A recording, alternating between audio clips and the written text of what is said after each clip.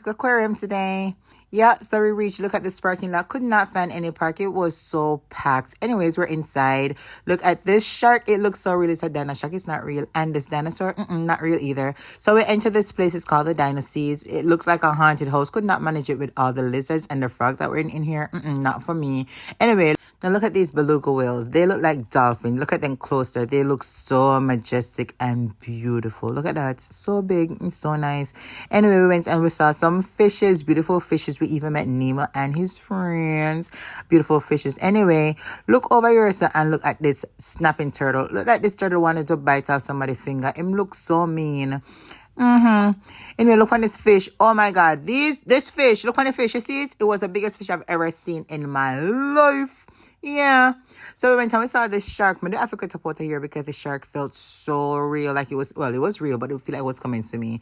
Anyway, we're hungry, so we go find some food.